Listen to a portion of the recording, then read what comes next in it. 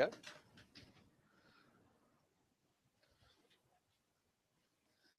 This is Adrian Wyllie. All right. Check 1, 2, 3, 4, 5. Good audio?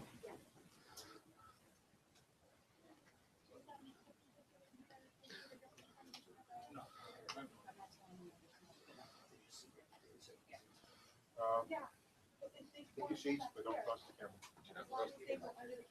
Hey, anyone who's coming in now, can you guys get behind here before we start? Yeah. Sure. And fill those seats in first. There's some weird light coming in from the left-hand side. Can you go forward a little bit? How's that? More? Okay. That's a webcam shot? Webcam is good. Okay.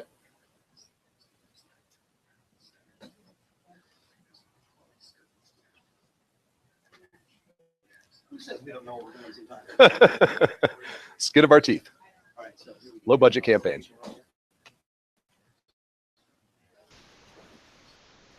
You're doing good. We're good here. Okay. Everybody turn the ringer off, please.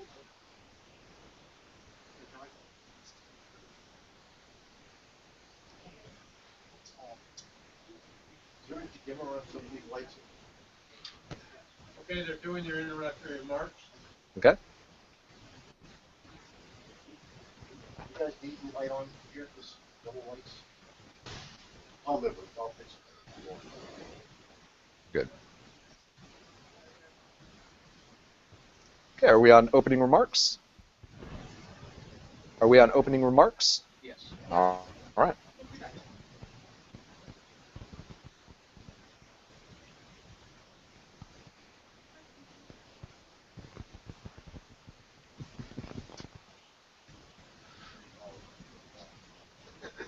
Thank you. You get level, Adrian? Check 1, 2, 3, 4, 5. All right.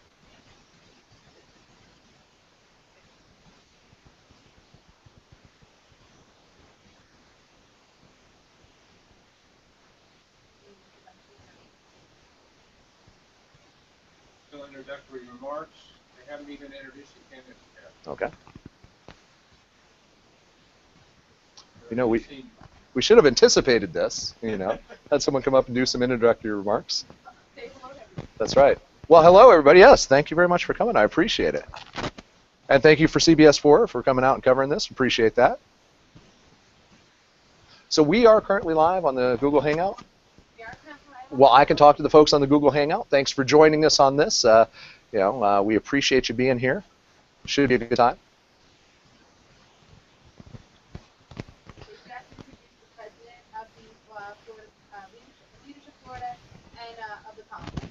Okay.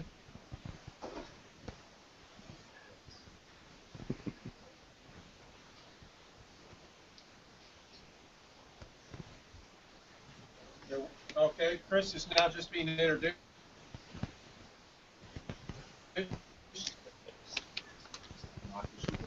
Okay. That should be it, correct?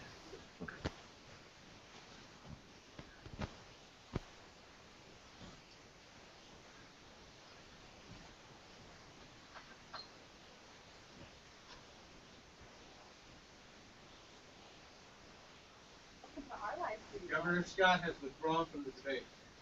What? They just announced it. He's in the building, but he has withdrawn from the debate. Yeah, surprise, surprise. Call him. Wait. I'm not sure this is a hoax or the truth.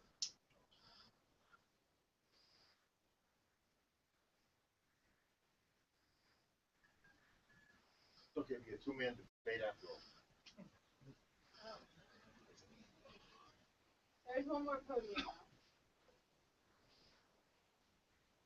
Governor Chris is waiting on the podium for Governor Scott to come out. Governor Scott is refusing because there is supposedly a Chris supporter who is in the room, and he's saying he will not come out. Okay, I'm talking to the Google Hangout folks. Yes. I'll give you a quick brief on what's going on. If you're not watching the debate, if you're watching this instead, Governor Scott is refusing to come to the podium currently because there is a Chris supporter in the room. In the room. Folks, that's just cowardly. That is absolutely cowardly. And it goes to show you why they certainly wouldn't have me standing on a podium next to him.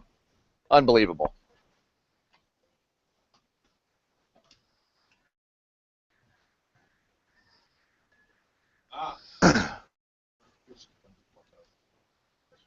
The rules of the debate was that you are not allowed to have a fan underneath your podium. And Chris has a fan under his podium, and therefore Scott will not Is this a joke? It's not a joke. It sounds like a joke, but it's not. And I actually just took a picture of the fan. Folks, under his. this is absolutely disgusting. This is absolutely ridiculous. This is the future of our state on the line, and they're out there arguing over a fan under a podium. Does it make you realize what a game it is to these people? Doesn't it make you realize what they think of you? What little respect they have for you? Unbelievable. Now I'm angry. I hope I can. Now, supposedly they do have a set of rules for this debate. The rules say no fan permitted at the podium. Chris has clearly a fan at his podium. They've shown it, they filmed it. It's sitting right there. And Scott is saying, There we go. come in and debate. He's in the building. Yeah, so it is a joke. Are there any adults in that building? If it wasn't for looking at them, I would say no. Right. Yeah. If you look over, This literally seems like a comedy routine. This literally seems like a comedy routine, this debate so far. somebody couldn't script this. You know, it's a Saturday Night Live skit. You know. Isn't this exactly what the gubernatorial race has been all about up to this point? Absolutely. been- It's a farce. Yeah. And this is another good example. So instead of dealing with real issues, what are they doing? Huh. Yeah. They're dealing with trivial issues in order to avoid the real ones. And I want you folks to know that not only were we not allowed in the building, we weren't even allowed around the perimeter of the building or in the parking lot near the building. We were placed in a free speech zone, literally a free speech zone on a college campus. Now, I don't recall the First Amendment having those kind of limitations. And if I seem a little angry right now, yeah, I am, but you should be too. This is absolutely infuriating. There's absolutely no excuse for this type of behavior. There's no excuse for excluding legitimate voices in this campaign. And that's exactly what they've done. They have stifled your vote, your voice from this debate. All right? The update is they're taking Chris Fan out from under the podium. Now walked up to the podium. They've not indicating that they've removed the fan, but he is now at the podium, and they're asking the first question. Okay. First question. All right, first question. We're ready to go.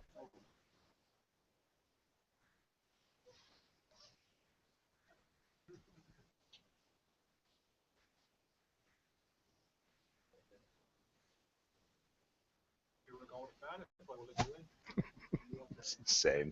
Yeah, let's just let him answer.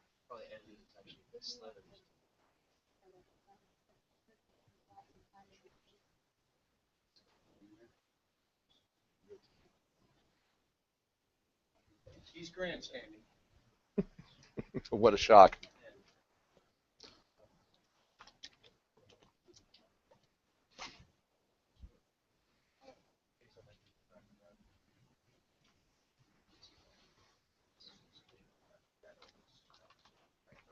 My marker. The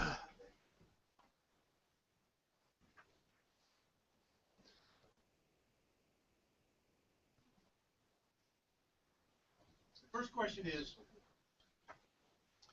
and this is directed to Governor Chris first. It is, you have spent millions of dollars on TV attack ads throughout Florida on this gubernatorial race.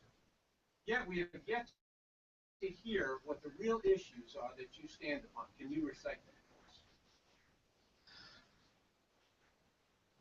Well, Governor Scott, right, or former Governor Christ right now is talking about answering a question of how he spent millions on attack ads, but yet nobody actually knows where he stands, and that's really a problem. You know, Charlie Crist has a moral compass that spins like a ceiling fan, quite frankly. You never know where this guy is coming from because his political ambitions are the driving focus in, you know, in his decision-making process, and that's part of the problem. That's why we need someone who is not politically ambitious. That's why we need someone who is not trying to get into politics to make money. You know, I got into this race because I saw what we had out there. I saw the two-party duopoly that is steering us towards a future that I don't like, and I don't think many Floridians like either. I saw that it was time for a change from the two-party duopoly, the, you know, continuous Republican and Democrat bickering that ultimately leads us to the same place every time. Bigger, more intrusive government. That's what I seek to reverse. Now, unlike Rick Scott and Charlie Crist, we have been out there talking about the issues. My policies are available everywhere, and when I get asked a question, I give a direct answer. So, you know, Rick Scott and Charlie Crist can continue the attack ads, and I hope they do. Because every time they do, they just disenfranchise and disgust more and more voters out there. And more voters will look for a real option, someone who has the right principles and the right platform to lead the state of Florida. Okay. Question number 2. This is directed to Governor Scott. Too much. We'll have that together. Governor Scott claimed in his attack ads that Governor Crist lost 832,000 jobs while he was in office. What did Governor Crist do to lose those jobs? And this is directed to Governor Scott. Okay. So this is a question to Governor Scott about his accusation of Charlie Crist losing several 100,000 jobs. And, you know, quite frankly, this is under both of these governors. And the reason for that is poor overmanagement of the economy. Under both of these men, our state spending has increased dramatically. Charlie Crist has increased state spending by roughly $6 billion. Rick Scott has increased state spending by $11 billion.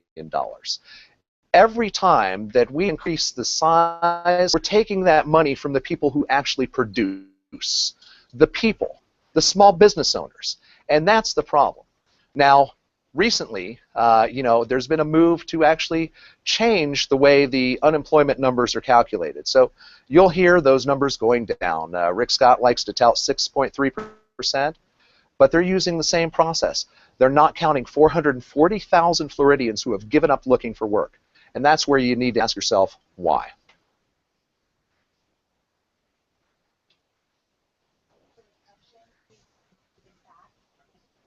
Okay, so you're getting the question there?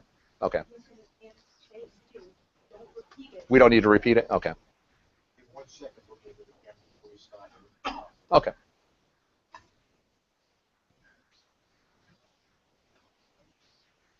Just so everyone knows, we'll have some downtime in between questions. Yeah. There's 2 of them. And Rubio. Yeah, they liked it when Rubio did it, you know.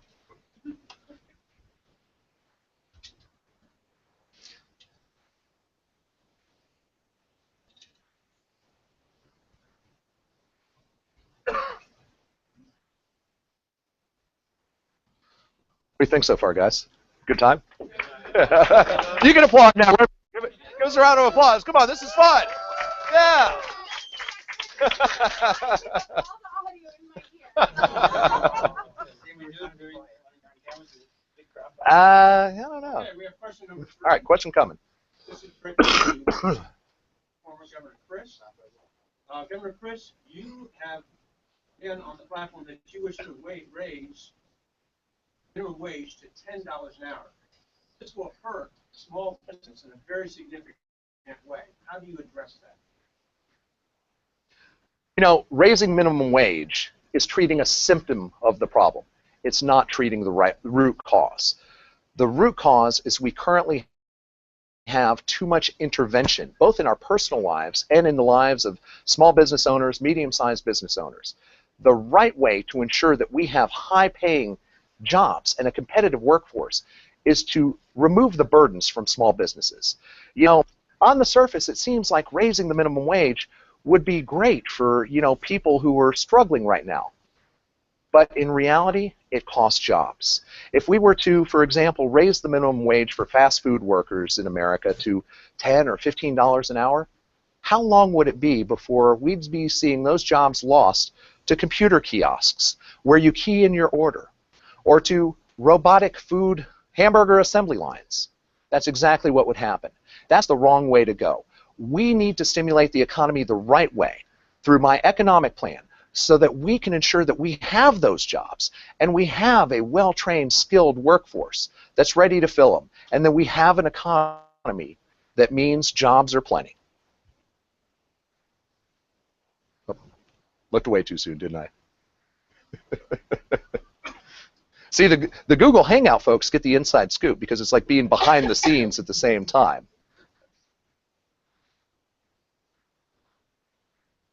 I should probably be more professional and stoic at this point, but I figure if Rick Scott couldn't come in because he was worried about Charlie Crist's fart fan, then that's a bit of a problem. I get all credibility is lost with those two guys at this point. Okay, good.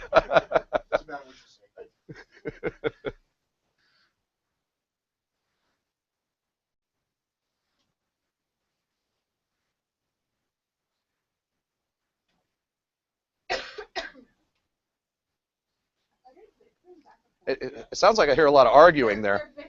Ah. They do that well. They've been doing that a bunch. Of course, they're violating all the debate rules. Yeah, it sounds like it. Because of the fan, yeah.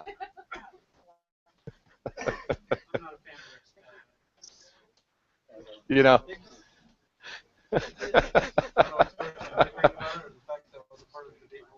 Yeah, exactly. I wonder if each of them had the right count of green M&Ms in their dressing rooms. Yeah. Yeah. We are streaming live here, and we're also doing this, so we're kind of having a good time with the yeah, because otherwise I just have to stand here staring at the camera looking like an idiot, so might as well fill in the space.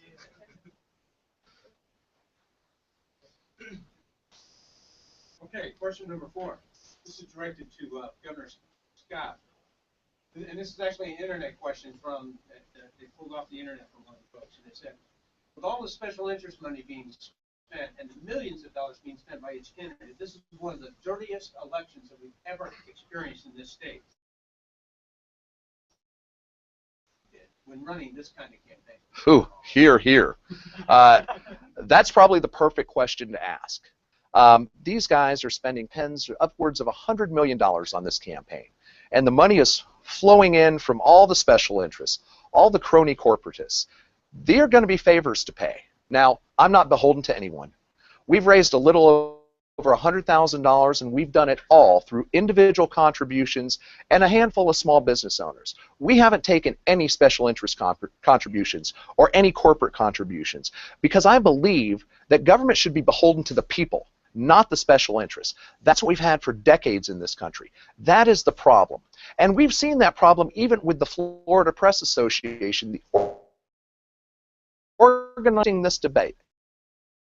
It had nothing to do with polling numbers, and it had to do with the Florida Press Association having a for-profit wing that actually exists to run ad brokering services for Democrat candidates. That's how deep the corruption goes. That's how deep the good old boy network goes. And I can promise you, Florida, if I'm elected governor, that ends day one. We will go after the corruption, we will end the good old boy network, and we will introduce real transparency here in the state of Florida. Thank you.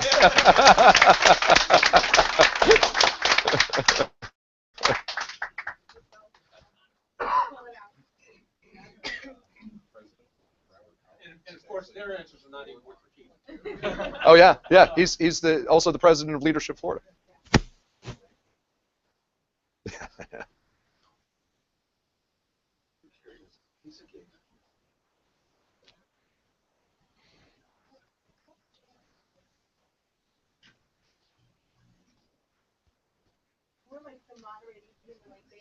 Yeah, this actually is very professional looking. You know. Before everyone walked in, we're like, we can't get these things working. Yeah. We literally set this whole thing up in like 30 minutes. It was absolutely an amazing feat, and I got to commend Rock. You guys are awesome. Give yourself a round of applause because you guys are just absolutely awesome.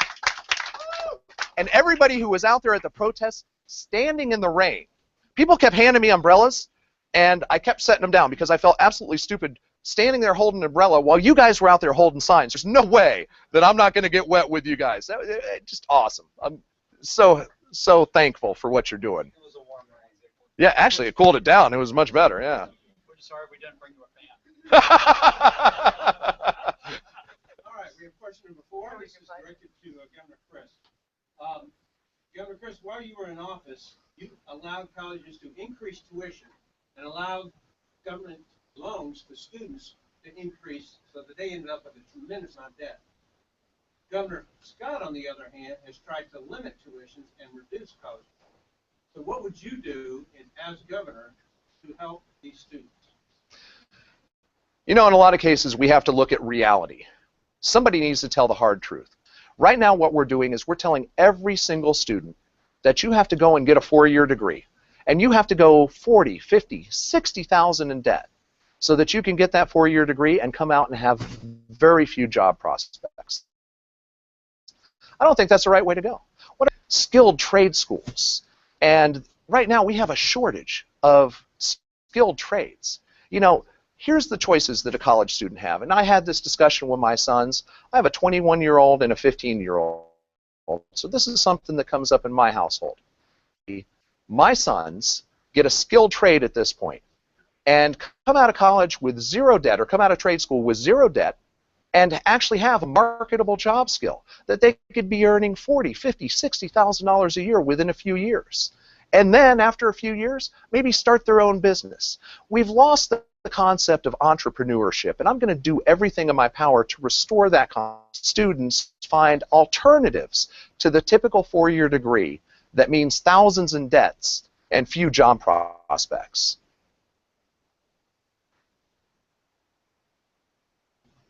I think I hear another. Oh. Oh. Yeah, no, they're They do a little bickering. yeah. I mean, if these are the two, one of these two men are going to lead our state. Both of them have led our state in the past. They can even follow the rules on a simple debate. Here, here. My gosh. They would just, after the question, they both answer, and then they kind of bicker and go back and forth for a little bit before we even get to the next question. Aren't they supposed to 30-second rebut? It's the fan. Yeah, the fan. Threw everything off. Yeah. It's all anarchy over there. It's the fan. Mike Rowe talks about a welder that fucking name that he was that makes $100 an hour. Yeah, 3 years paid cash for his house. exactly. Yeah. I've got to find. If I could do it again, that's what I'd do. Yeah, absolutely.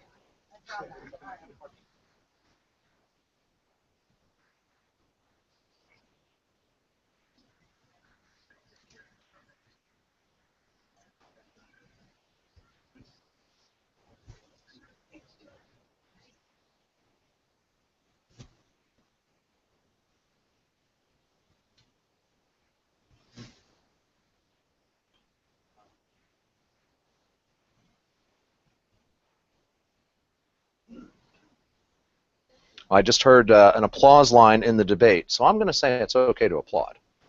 They're not following the rules. You know what? We're not even in the debate, and we're following the rules better than they are. All right, next question. All right. This is directed to Governor Scott, and it's reference to the environment. Governor Scott, during your term, you cut the budget for water management for this year, and spent only $17 million on land acquisition. What is your position on the environment? Yeah. Well, my position on the environment is that government is the root cause of most of the problems we're facing today. And that sounds counterintuitive on the surface. A lot of people think that we need the EPA to come in and make sure that all the environmental regulations are followed. But let me tell you, with the corruption we have in the state and federal government, here's what happens today. The EPA and the Florida Department of Environmental Protection have become a rubber stamp agency, giving polluters a free pass, so that as long as they pay the right fees and the right taxes, they can do anything they want. We also have to recognize that the federal government's control of our land and waterways are part of our problem as well. Lagoon and the Caloosahatchee, the pollution that is now stemming from Lake Okeechobee, are a direct result of the canals, the man-made canals that were built by the Army Corps of Engineers. The discharges into those canals that end up in the Indian River Lagoon and Caloosahatchee are because the Army Corps of Engineers is opening the floodgates on Lake Okeechobee. You know, we also have situations like the St. Johns River. We have polluters along St. Johns rivers who have been given a P to just go ahead and pollute. They just pay the right permits and they're allowed to do it. I say we begin to scale back the corruption in these organizations and ensure that the people who are actually polluting don't have that government protection. They can be beholden to the people. What would a polluter fear more? A $50,000 fine or a $5 billion class action lawsuit? I say government is a problem, and I intend to fix that.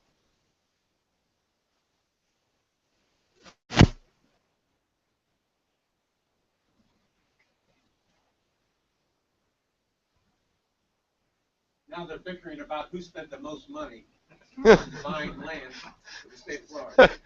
Republicans just can't get along. For the what? I do not know. Do we have a link for the Google Hangout? Okay. On the Facebook page. There you go. And if you're watching live, you don't need the link because you already have it.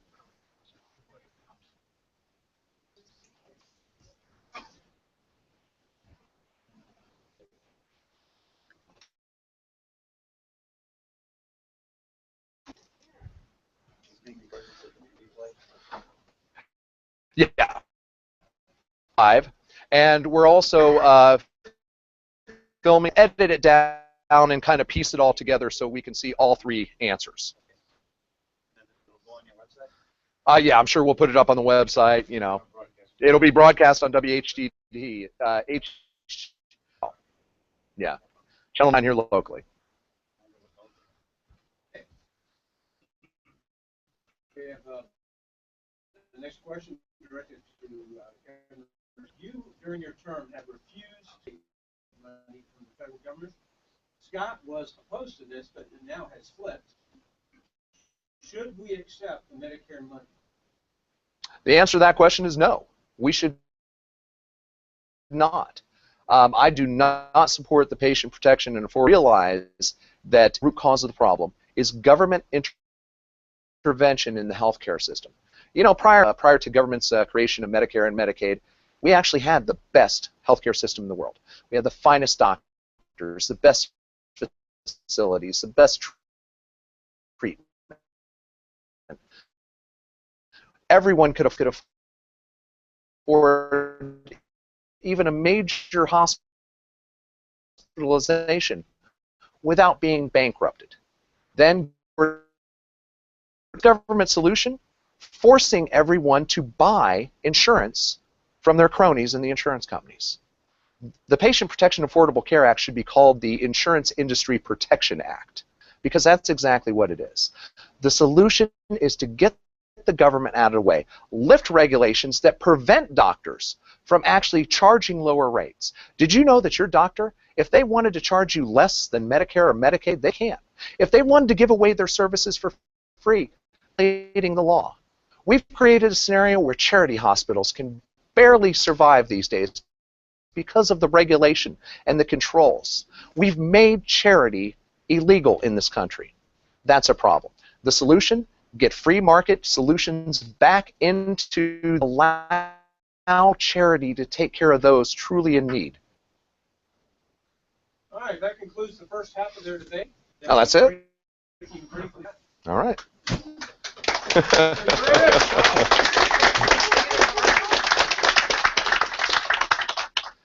We don't have any sponsors, so yeah. Yeah, that's right. We'll have to just wing it.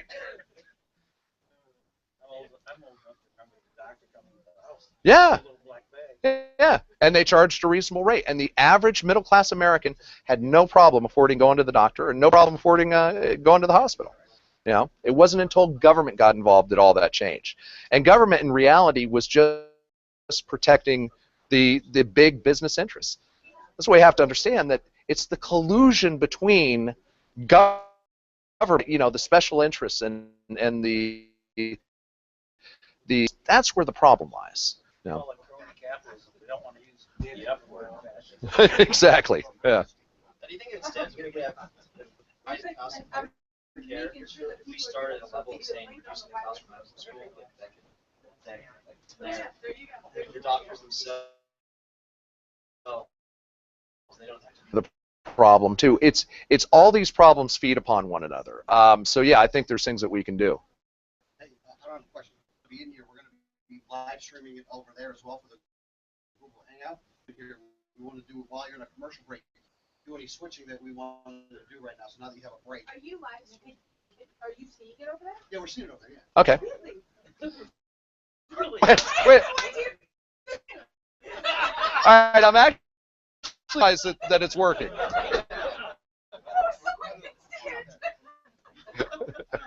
have no idea, man. I'm lucky to know my name. So we're all good. Okay. Everyone's good? Hold on. Do we have any openings for seats?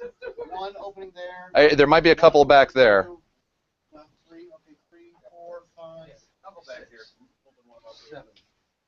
Hey, we got 7 openings for seats. Anybody want to come? Hey, does anybody want to come in here and sit down? Oh, so we got a big overflow crowd out there? Okay. Outstanding. Outstanding. How many people on the hangout? Yeah, that's right. I think we might be at our 80 student limit here. Yeah. And you didn't bring a fan. Right. Only the dangerous. 1:30. Yeah. And I had to debate all the way Yeah. literally at 2 minutes. No, just on the Wiley for Governor page. I'm not an admin on the other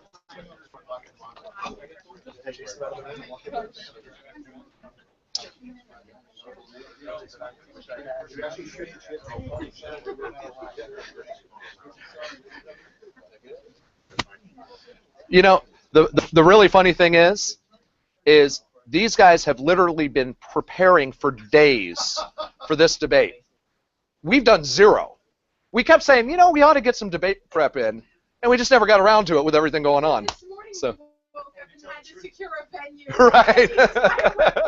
We ought to get a little debate prep in. You know. Yeah, it's pretty easy. Yeah. My memory's not that great, so I have to tell the truth. All right.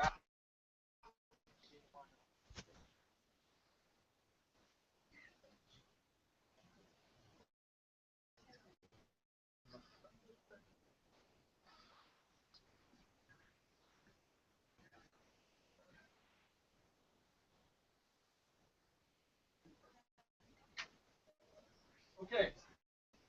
This is a question directed to Governor Chris, and they're asking, you know, you face a lot of challenges in this situation. You have to solve serious problems every day. One of the issues that you must face is how your religion conflicts with science. And, like, for instance, you're confronted with the question that the Earth is billions of years old. How do you contrast that? That's a strange question. Kind of an odd question. I'll go ahead and answer that in a couple of different ways. I actually am a devout Christian, but I also realize that my personal belief doesn't give me any authority over your life. It doesn't give me any authority to my moral code upon you, nor does it give you any authority to impose your moral code upon me. Government is exactly the same. Government doesn't have the authority to, to tell us how to live our lives, so long as we're not harming anyone else. And And that's an important fundamental difference. Now, as far as the question about creationism versus, I assume, evolution is what they were talking about in the question, creationism, evolution? Well, yes, but I think it's no question center of age as an example, but really trying to say how does religion factor into decision making? You know, I'll say this. My faith guides me in my principles. My faith guides me in my ethics. But it doesn't guide me in policy. It's the Constitution that guides me in policy, both the Constitution of the United States and the Constitution of Florida, because that's what I'm sworn to uphold and defend, and that's exactly what I will do as governor.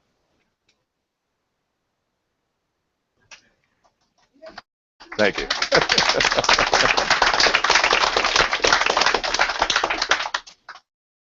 Climate change and crop vegetation and everything. Question. Right. I did answer that question, wouldn't you say? Okay, good, good. It doesn't sound like they're answering the question. Yeah. And really, actually, I was going to say they're masters of dodging questions, but they're not even very good at it. The TVs are being turned off. As we speak. Ours are going up. Right. I have to say, we went from 38 a minute ago to 45, so our ratings are going up. That's right. That's right.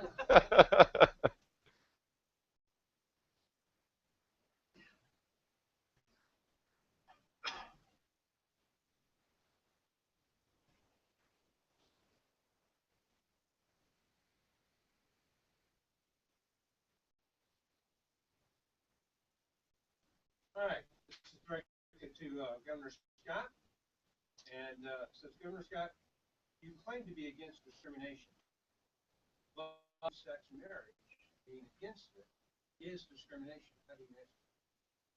You know, as I said before, the government lacks authority, and that's a very important, something you'll hear a lot from you, that the government has the authority to tell anyone whom they may or may not love, cherish, honor, obey. That's between the individuals involved. Now, our state constitution does have a provision that marriage shall be defined as one man and one woman. That's fine. However, I don't believe that the state government should be involved in marriage licensing at all. The best way to fix this problem without having to amend the state constitution or without having to take it through the court system is to end the practice of state marriage licensing. You know, it actually infuriates me that 23 years ago when I married my wonderful wife Dawn, I had to go to the government and ask permission and pay a tax for the privilege of getting married. Why? Where did government get that authority? I say let's end the practice of marriage licensing and leave that to the... That's all we need, of less government that solves this problem. Thank you.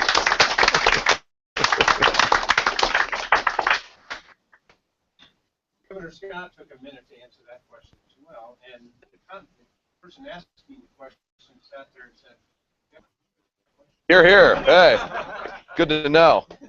And she gave him another opportunity to answer it, and he didn't answer it again. Yeah. A lot of non-answers going on tonight, except in this room.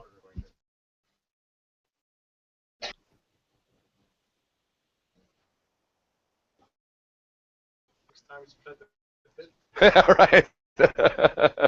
For the record, I've never pled the fifth in my entire life.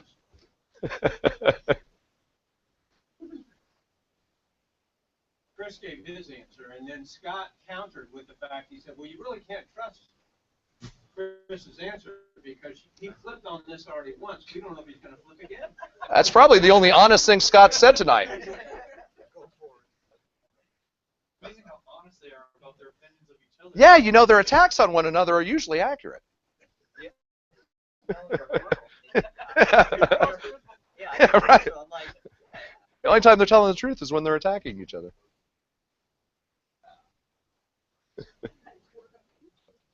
Wow. Has it been up the whole time? No. Well, welcome YouTube viewers as well. I've since the beginning, yeah.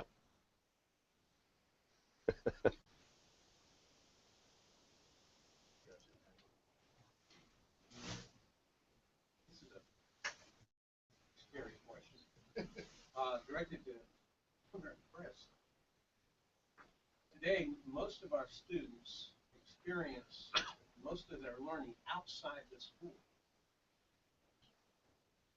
Should the government have control over the learning outside the school?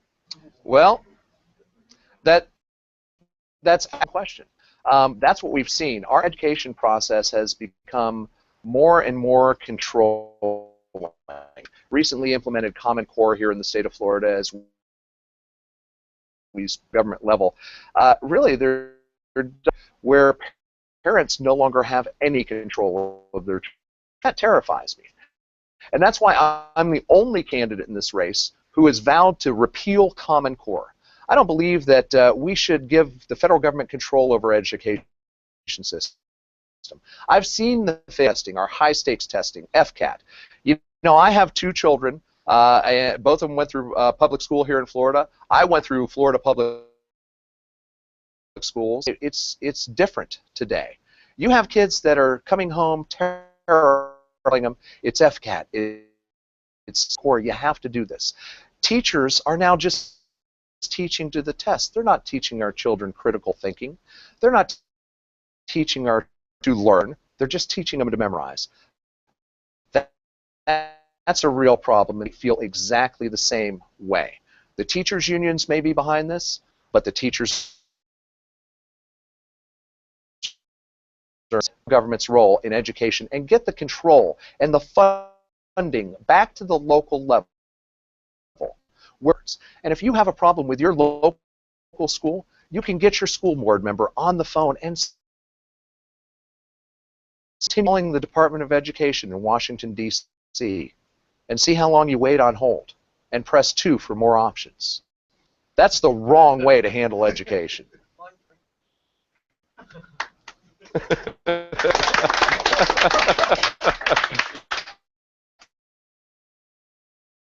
Just as I can't. Governor Chris said that the government ought to have control over our families. Ooh. Outside of the school system. Wow. I'm gonna take a. Chris said that. I'm gonna take just a moment to rebut that, if you will. That is a terrifying thought. If Charlie Crist just said that the government should have control over what parents teach their children, farther, you know, down the slope than I thought we had, and that terrifies me.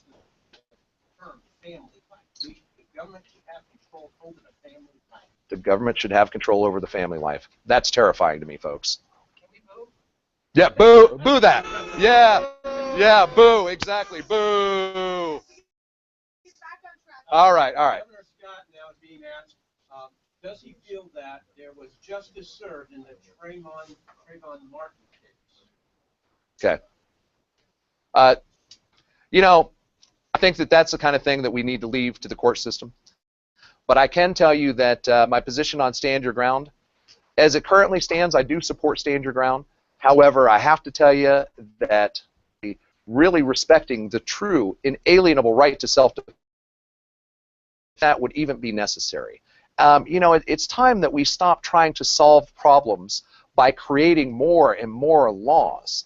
And it's time we took a common sense approach to the right kind of laws we do have on the books. And I believe that self-defense is our most inalienable right, and it's the one that ensures we retain all others.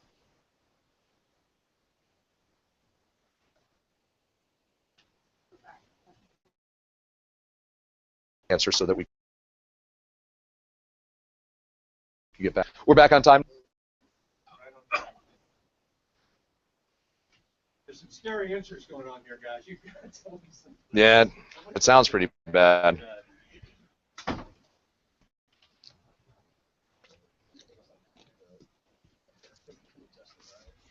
Halloween is around the corner, so Yeah. Government should control your family life. Good Lord. About 200 watchers. Oh, good. Of our live stream. It's growing fast. Good. We'll hang out with YouTube. When I was giving you those numbers, I didn't know that I was also streaming on YouTube. Hey, me. Hey. So we're just pushing about 200 people that Nice. are joining in online. Considering we put the link up, I didn't know it before about 6:58. Yeah, right. Chris, why isn't Florida, being a sunshine state, a leader in solar power? Well, I can answer that question. It's because of the Public Service Commission. It's because of Progress Energy. It's because of the monopolies that they're trying to. You know, I tell you, solar energy is an emerging technology. It's something that each of us, as individuals, as small businesses, could benefit from. You know, why isn't that we panels all over our roofs? You know, I want to implement smart ways to do this. One of the things that I think we should do is we should direct the PSC to ensure that if you have solar energy on your home, electricity than you consume, you should be able to backfeed the grid and be paid for it, just like the electric companies are. That would incentivize people to actually begin installing solar panels and make a good return on their investment. That's the kind of solution, a free market solution. We don't need to force people into it. We don't need to subsidize people. We just need to give people an incentive. And if they are producing something of value, they should be able to sell it on the open market, just like Duke Energy, just like FPL do. Thank you.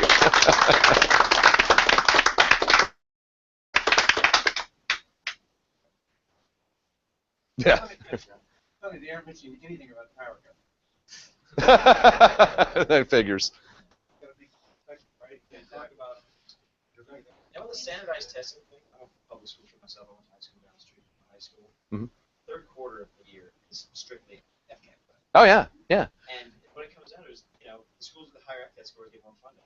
And everybody is on edge about it. The teachers are in panic mode because they know that their job and the funding for their school is on the line. The kids are freaked out because the teachers are telling them, you got to get this, you got to do well on it. And nobody's learning anything, and nobody's teaching it. Yeah, we got to fix that. Yeah. I don't think it's standardized testing. What books? The problem is we're not getting the money to the right places. The money is all going to the crony deals. It's all going through the wasted bureaucracies. How many times have you gone to a county and the school board building was a palace and the kids are in like double wide trailer portable units? Absolutely. That's what happens. We need to cut out the middleman in education. That's exactly what we need to do. That was like a little bonus answer there for you. They're arguing again. That's the delay. They're arguing. Are they married? Unbelievable. Here in Broward County, they want $800 million to fix the leak. Wow. Yeah. $800 million to fix leaky roofs? On the ballot in here in Broward County. For almost $1 billion, you should probably be able to rebuild every school in the county. That's There's a lot of history. $800 million. There's a lot of history behind the question. Yeah, well, it goes to show you, if you follow the money, there are going to be so many people getting kickbacks along the way.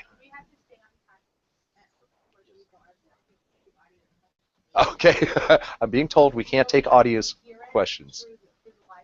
Okay, gotcha.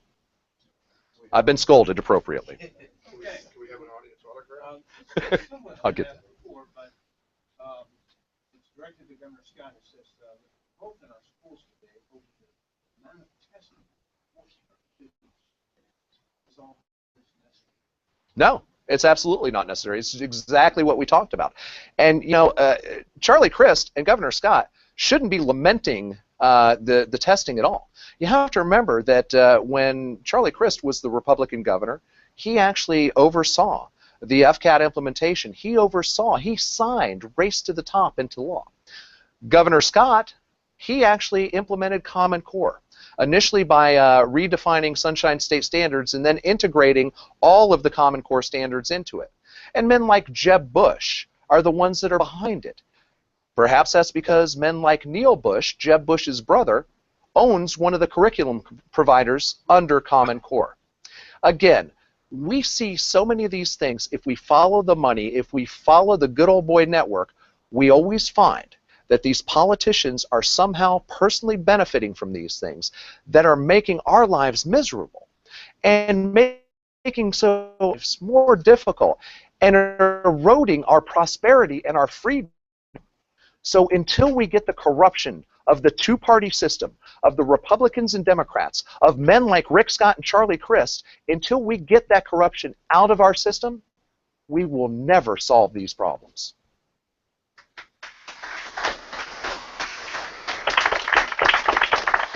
Thank you. I got a little angry there.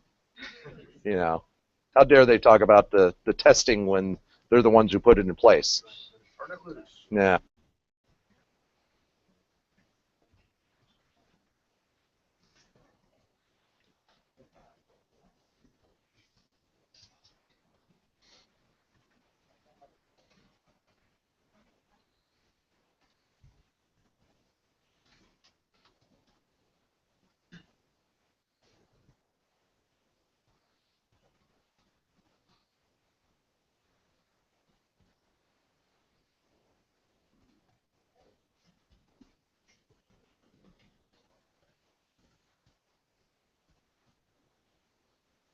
You know, I got to think the headlines tomorrow are going to be that this debate was an absolute farce between these two guys.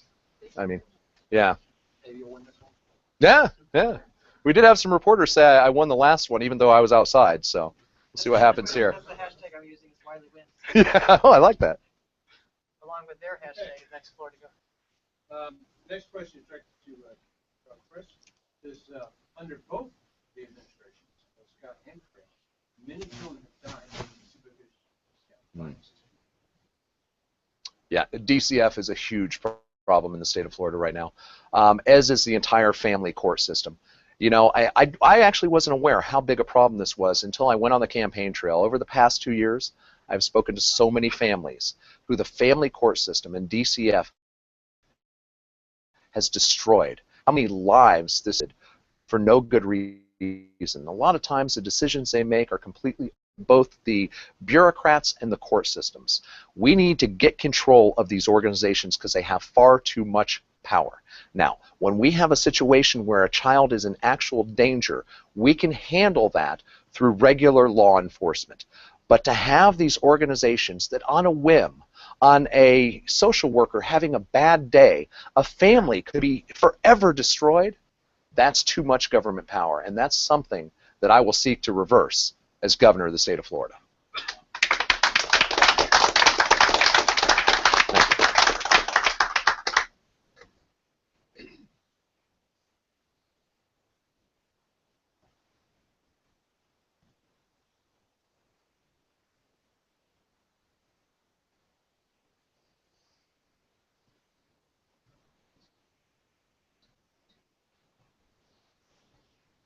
You know, I wish I could sit there and listen to Adrian. I could listen to this garbage. You guys are way up. You know, I'm the one paying the price. His answers are just ridiculous.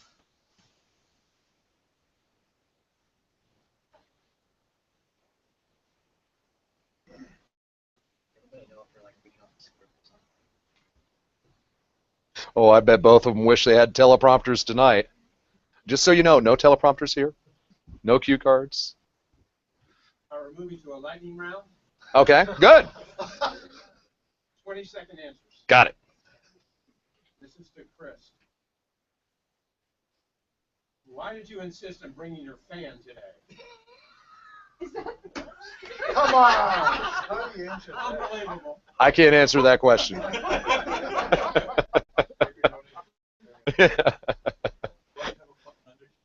That's my marker. Unbelievable. Here we got the leadership of our state. Yeah, that's sad.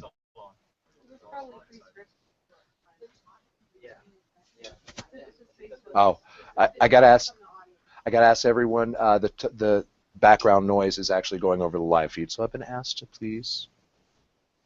Thank Governor you. Scott, lightning round question. Why do you keep your assets in a blind trust? Well, I'll go ahead and answer as if that question was asked to me. I don't have a blind trust. In fact, I learned after doing my financial disclosures that my entire net worth is less than Rick Scott's boathouse. Oh, this is a great one. Governor Chris, please say something nice about Governor Scott.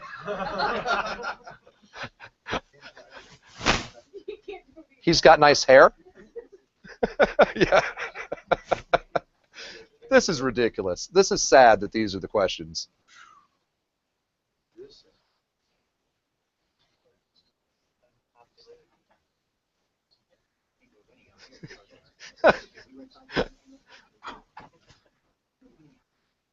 Not even worth repeating. It's that bad, huh? Come on.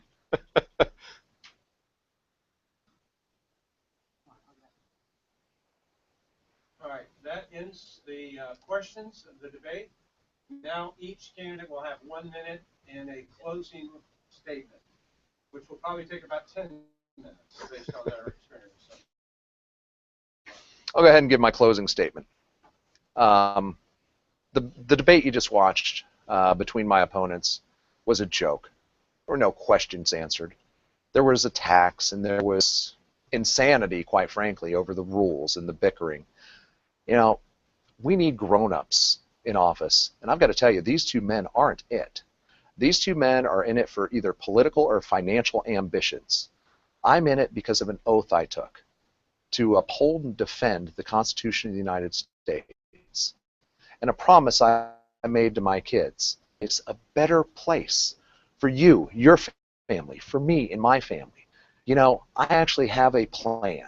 Instead of just repeating talking points and stale ideas, follow my plan. See what I intend to do. I think you'll find it's the right solution. But one thing you cannot do, you cannot let these two scare you into voting for the two-party system anymore.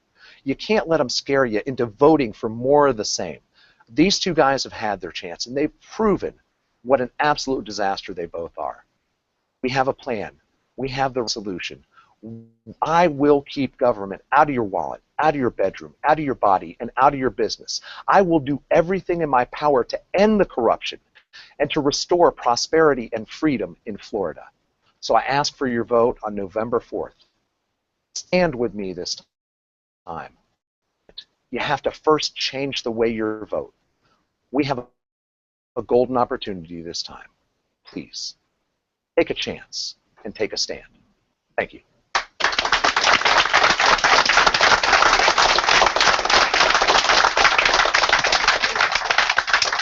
Appreciate it, guys. Thank you very much.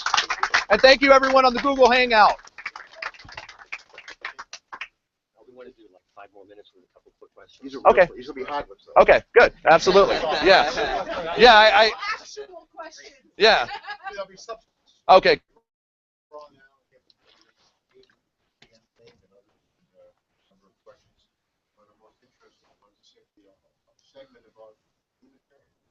Oh, great. Okay. No, first I want to know, where do you get your hair cut? Actually, my wife cuts my hair. Honest truth. Seriously, about the Libertarian Party, people may not know, so they're a little paranoid about it might be communist-oriented. Well, the Libertarian Party is a party of economic freedom and individual liberty.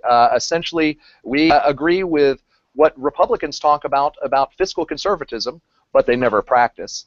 And we agree with what the Democrats talk about civil liberties, but they never practice. We are the party, like I said before, that wants to stay out of your wallet, out of your bedroom, out of your body, and out of your business. We believe that government should be limited, and government should serve to protect the life, liberty, and property of the people it serves. And really, that's it. You know, the Libertarian Party is the 3rd largest party in America and the fastest growing party. And there's a reason for that, because most people are essentially libertarian. Most people want to live their life. They don't want government running every aspect of their lives. They want government to do certain things that make sense for communities and for states and on the federal level. But they don't want the intrusiveness. They don't want government reaching into their pocket every time they turn around. And that's what libertarians say. Let's allow government to do what we want it to. Otherwise, keep your hands off. That's what a libertarian stands for. What about medical marijuana? How are you going to vote? I am going to vote yes for Amendment 2. I support medical marijuana, and I'm also the only candidate in this race who supports complete legalization of marijuana. I actually say we should, you know, adopt the Colorado and Washington model. You know, you have to go look at this through several different perspectives. First of all, like I said, I don't believe that government has the authority to do this kind of thing. You know, government doesn't have the authority to tell peaceful adults what they do in their recreational time. Also, you have to look at it from a historical context. The only time in our nation's history when we had people killing each other in the streets over alcohol was during the Prohibition era of the early 20th century. Now that actually created the mafia. It created organized crime. And when we repealed it, unfortunately there were other areas of prohibition to get into. One of them was drugs. Today, marijuana prohibition actually props up the drug cartels. It props up the street gangs. And for the people who use it, it ends up destroying young lives. People who possessed a plant, but otherwise didn't harm anyone. They end up in jail. Families are broken up. Fathers can't provide for their families because they're incarcerated. And then when they finally come out, they can't get a good job because now they have a felony record. We've spent billions and billions, upwards of trillions of dollars, fighting this drug war, and it's failed. It's time to realize that we need to start asking ourselves, can't we solve this problem with more freedom instead of more laws? And I think we can, absolutely. Media's kind of overkill on Ebola. So we close our borders. I don't think we should close our borders, but I do think we should keep a close eye on it. You know, it's something that does can present a significant health risk. But by the same token, it's not anything to panic about at this point. You know, if you think back, it seems like there's always something out there that they're trying to scare us with, whether it's SARS, remember that one, mad cow disease, bird flu, avian flu, swine flu. There's always something to be afraid of. You know, I think that it's something that we monitor closely, we pay attention to, we absolutely don't ignore, but it's something that we don't go overboard for. It's something that we keep in the back of our mind and have some preparation ready if need be, but let's not get crazy, folks. GMO food labeling, sort of a federal issue, but actually, no, I support GMO labeling on the state level, and that'll sometimes conflict with some of my libertarian colleagues, but I'll tell you why. You know, I believe in a fair and free market, and it's very critical in a free market for people to know what they're getting. For example, if you purchase a car and the owner of that car has turned back the odometer, that's fraud. If you purchase a home and the owner of that home that you're buying it from doesn't disclose that it happens to be sitting right on top of a sinkhole, that's fraud. And I believe that if you purchase a tomato and the provider of that tomato doesn't disclose that it has been genetically modified to produce pesticides, that's fraud. So I would support GMO labeling for foods here in Florida. CNN poll said yesterday, I think it was, said you have about 10% of the vote now. What do you do between now and November to make that work? What's your real intention here? What you need out of this? Well, you know, actually, in some of the polls, we're polling as high as 13–14%, and that number keeps growing, it seems, every few days. It seems every time a new poll comes out, we're a little bit higher, a little bit higher. You know, it's amazing. The people of Florida are just completely disgusted and disenfranchised with the two-party system, with the two candidates they have for governor. They're dying for another choice. We believe right now I have a name recognition statewide of about 30%. And with 30% name recognition, we're getting 13, 14, almost 15% of the vote right now. What does that tell you? That tells you that if we can get to 60, 70% name recognition, we can win this election. So we're doing everything in our power, despite being shut out of the debates, despite having the two-party establishment and you know, the good old boy network doing everything in their power to silence our voice. We're still reaching the people. And if we can reach enough people by election day, we will win this election. Thank you.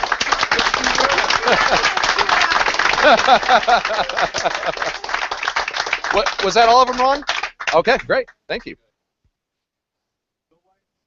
That was fun, guys.